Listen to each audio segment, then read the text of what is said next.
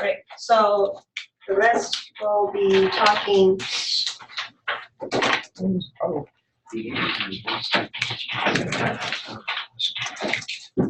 We'll be talking about the multiple linear regression. Just some new stuff. I mean, again, nothing's going to be tested or anything, but probably interesting to cover because multiple linear regression is much more realistic in application. So I'm just going to cover. We're still going to work under the same framework. So remember, the CE data, the complete sample that I shared was this, and we only started.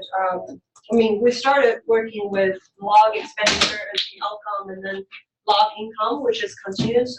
It was the only predictor at that moment. But in the survey, in the particular sample, I also collected the rural status, so that's a binary variable, and also the race category of the reference person, which is a multi-category categorical variable. So you can see the full table here. So the rest will be how to incorporate those, because there are additional information about the CU. And then it might be useful in terms of predicting a CU's log expenditure, that's the outcome. So now we're going to see how to incorporate them into a regression model. And many of you know that's going to be what we call multiple linear regression. Now you're going to have 3 predictors. But you notice, so the log income is the continuous predictor that we worked with. So in terms of interpretation of the coefficient, that's all fine.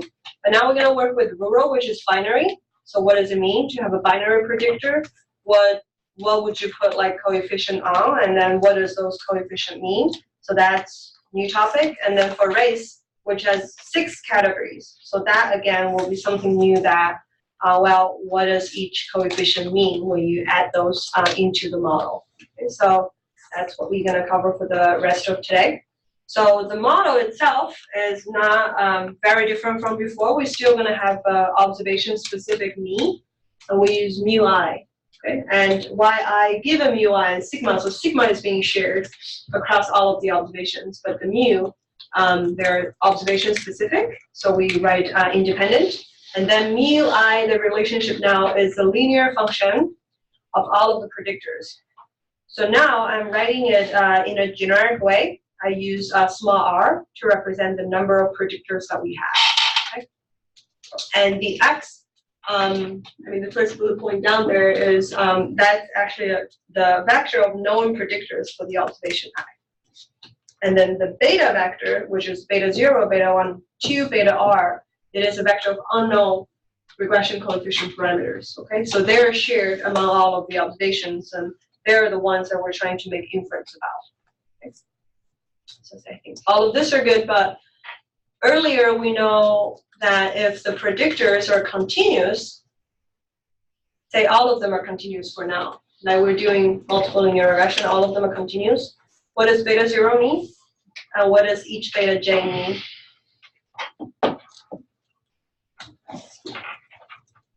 Anyone? Many of you know it, I'm sure. So go ahead.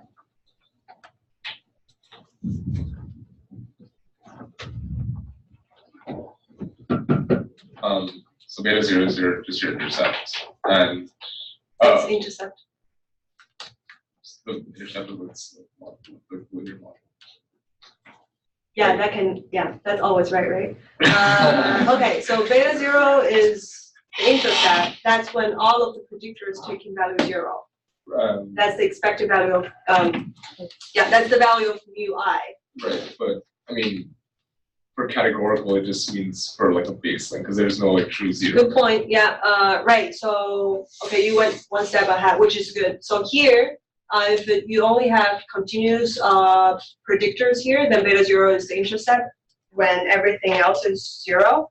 And then each of the beta j, if you have continuous predictor, that is when everything else don't change, you have 1 unit change in this xj variable, xij I should say. So I is the index for the observation, okay? And then the second index goes from 1 to r, that's the index for the predictor.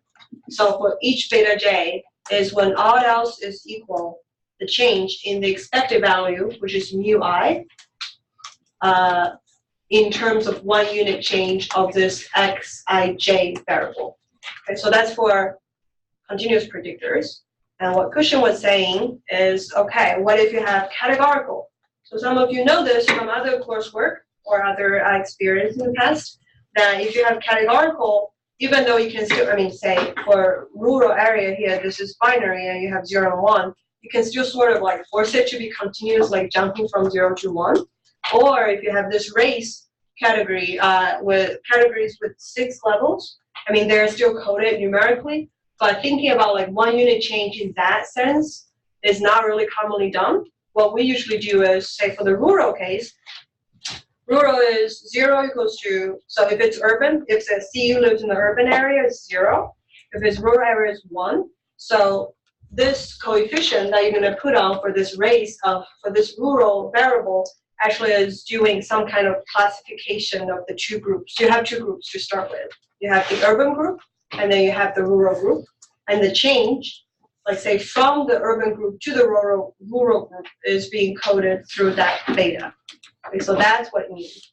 And then similarly, we're going to go to the race category, and you will see that, well, for a multi-category categorical variable, you always have something what we call like a base category or reference category, and then everything is changing according to that.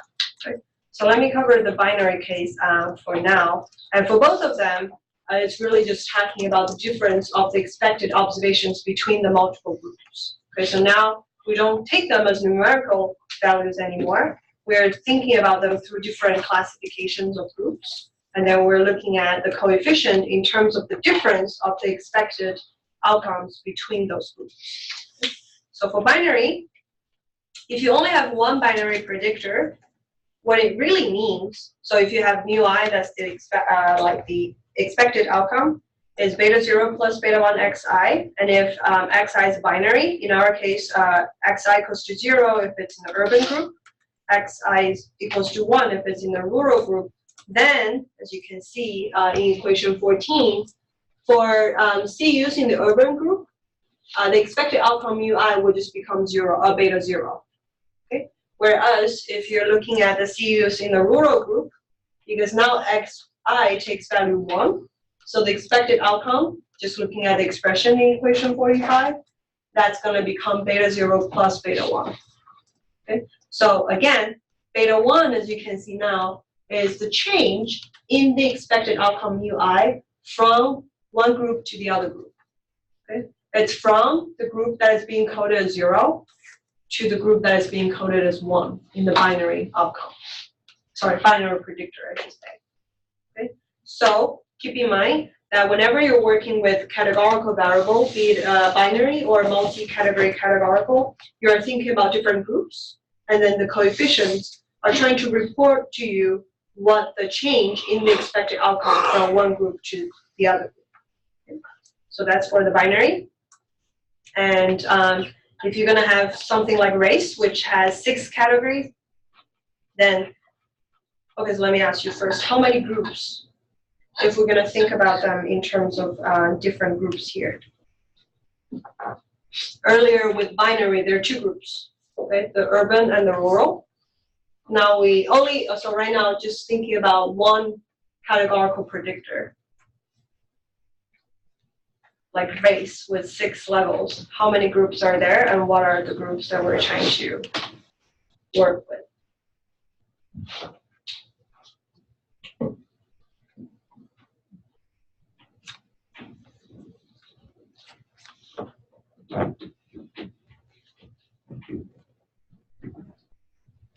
Or you can talk to your neighbors really quick if you want, but it shouldn't be that complicated. Don't overthink. It's just, if a binary is 2 groups, then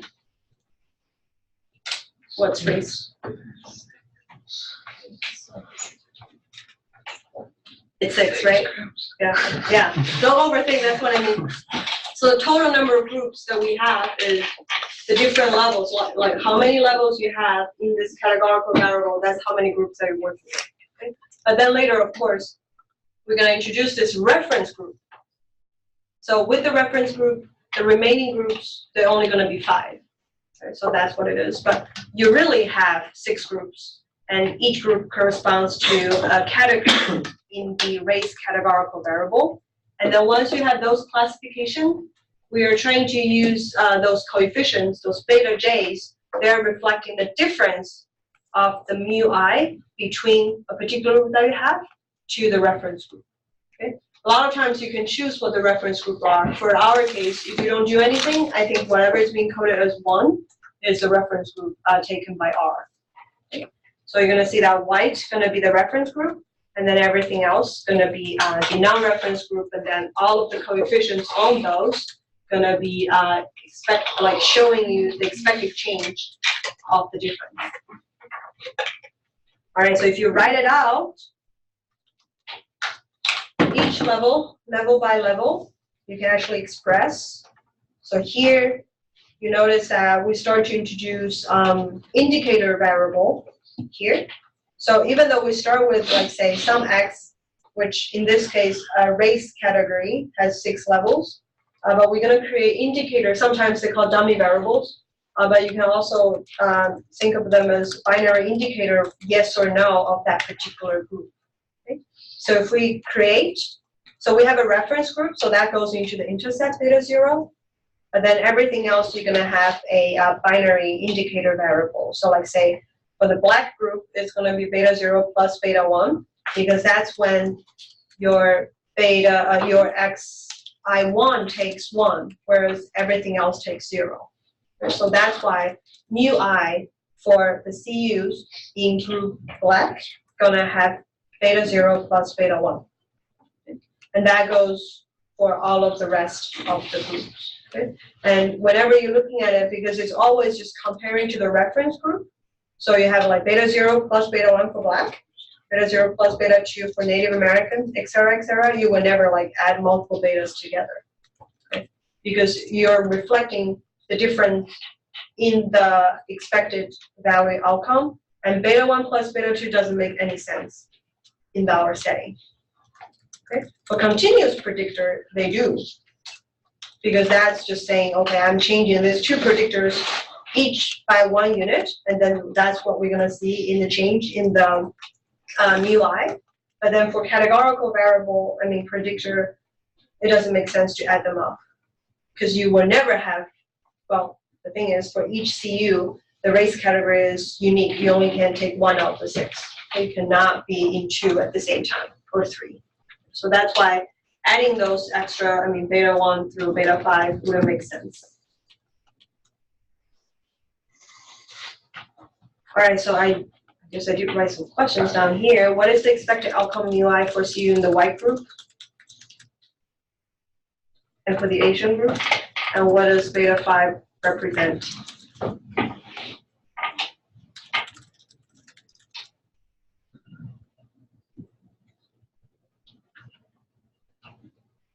What's for the white group? Beta 0. Beta 0. Mm-hmm. And for Asian? Beta 0 plus beta 3. Mm-hmm. And then what about beta 5 itself? What does it represent? The difference between the expected outcome from multi-race and white. Great. Yeah, perfect. So again, there's a reference group, and then this categorical variable has 6 levels. So with the reference group, you only go from beta 1 to beta 5. Okay. Awesome. So I think this is should be clear. And then now, if we're gonna add all of those predictors together, that's what you have in equation 47. And that's looking at the linear combination of all of the predictors for so 3 predictors here. A numerical one, which is the log income, and the binary one, which is the rural status, and a categorical one, which is the race category, right? And just like what we did 1 by 1 earlier, now you have to like put all of them together.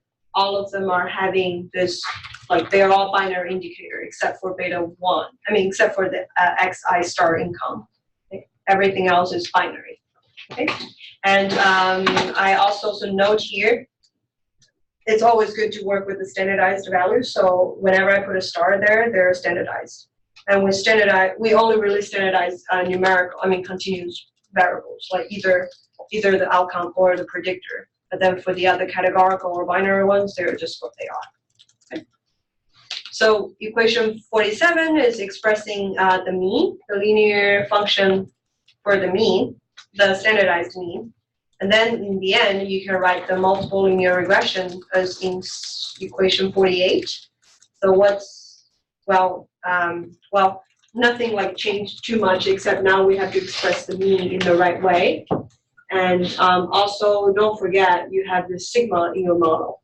Okay, that's the one that you're also trying to estimate. And also, typically, just to write it like super clear, what goes after the conditional sign in the model includes all of the parameters and the known vector of the predictors. So that's what it means that we have beta 0, beta 1 through beta 7. And then don't forget sigma, that's also unknown here. We put a prior on it. We learned about it from the MCMC. And then lastly, this vector of xi star, that's the predictor vector for observation I. All right, so one last exercise before I show you what the JAGS code look like, and then you can go from there by yourself. So this is the complete model. What does intercept beta 0 mean here? And then also, what about beta 1? What does it mean? And what about the expected outcome of the CU with Native American reference person living in rural area with standardized log income equals to 1? And talk to your neighbor for a few seconds, and then I would talk about it and then show you the JAGS code, and then we're going to end the day. Beta 0 is expected value for a white person.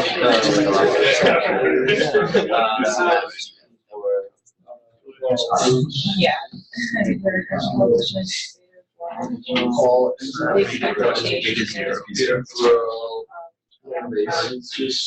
Yeah, like all that. Or the expected change in temperature.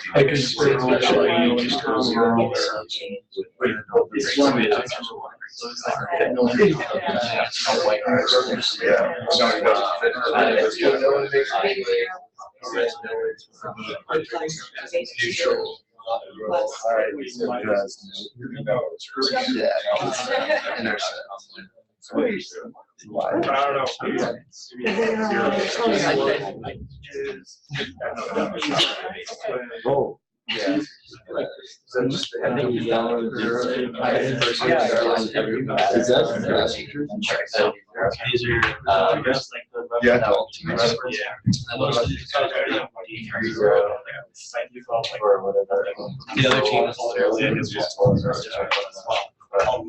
So you, everything else will be 0. You have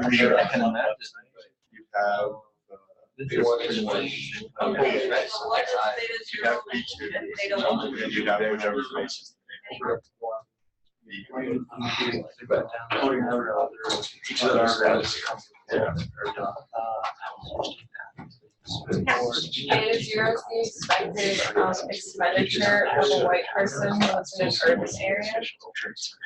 With the income of 0. Yeah. Good. So beta 0, because well, beta 0 is expressing a particular group, a particular feature of the CU, where you have the standardized log income to be 0, and so like making average income.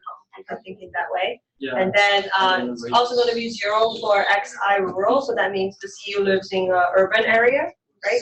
And then for all of the beta 3 to beta 7 to be 0, that means the person or the CU is having a reference person in the white group. Okay. Okay, what about beta 1? Anybody else? What does beta 1 mean?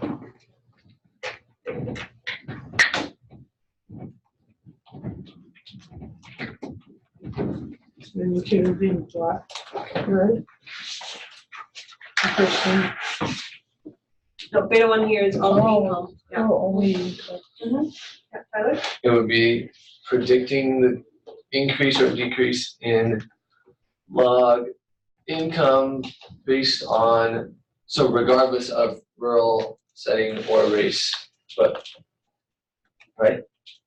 Yeah, I think you can say regardless of the other variables, but it's probably easier to think about saying that if I have 2 CUs live in the same, like either rural or urban, yeah, and having the same race category of the reference person. Okay, Yeah, and then beta 1 is the change in the expected log expected standardized log expenditure when you have $1 increase in the standardized log income.